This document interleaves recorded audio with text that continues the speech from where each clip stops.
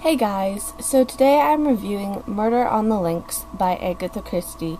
This is the second novel in the Poirot series. So the story picks up a little while after the mysterious affair at Styles, where Poirot and Hastings are sharing a flat together, and one day when they are eating their midday meal, they end up receiving a letter. Well, actually, Poirot receives the letter. And he reads it, and it's from a Monsieur Renaud, who is asking, but really begging, Poirot to come to his villa, the Villa Genevieve, to help him as he feels that his life is in danger.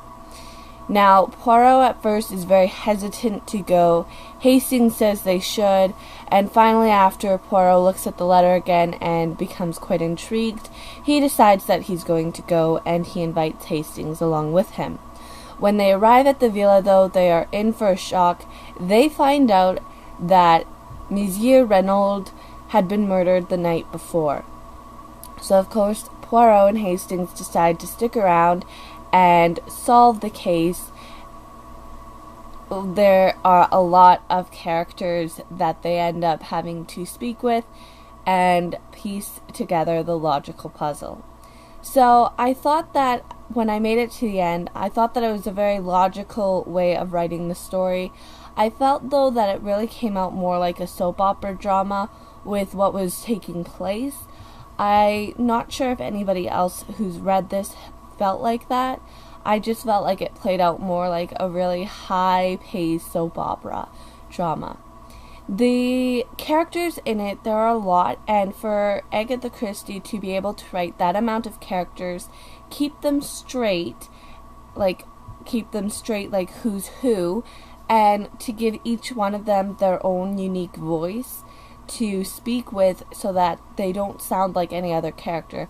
That means a lot to a story. She was able to do that amazingly well. I was quite shocked to find out, though, that there were a lot of choppy places where she was writing either a scenery or she was just writing things down, and it just felt very choppy to me.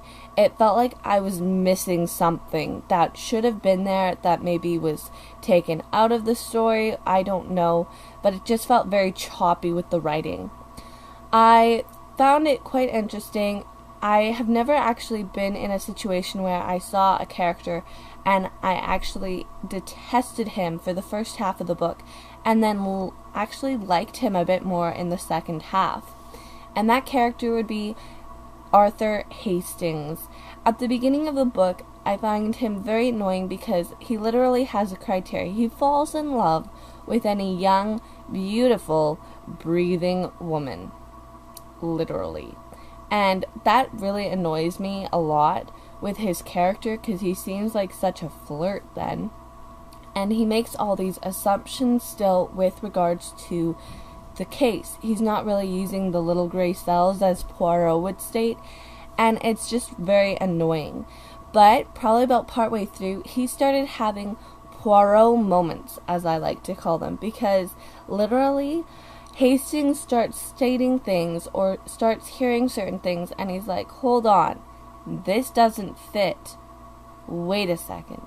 And he literally has the huge Poirot moment where he states everything, and wow, it was amazing. Even though he wasn't accurate, it was still amazing. I was very excited when I got to the end of this book. It was a very bittersweet ending. It was bitter because of how we had to get the ending, but the ending was written very sweetly.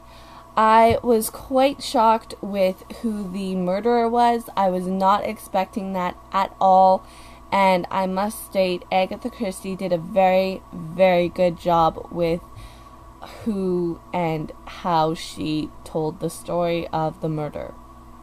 I really did find that I was going around in circles being like, oh, maybe it's this person, oh, it's maybe this person, oh, it's maybe this person, when in reality, I didn't even suspect who it could have actually been. So that's my review of Murder on the Links. If you have not read it, you should maybe pick it up. It's more of a slower read. I found that I didn't get into it like and speed through the story. Probably about between 50 and 100. That's where I found a lot of the I sped through a lot of the story, and the last 50 pages were the most interesting of the overall story. So if you guys want to share something that I may be left out, feel free to leave it down below. Remember, no spoilers for those who haven't read it, and go pick up a random book and read. Bye guys.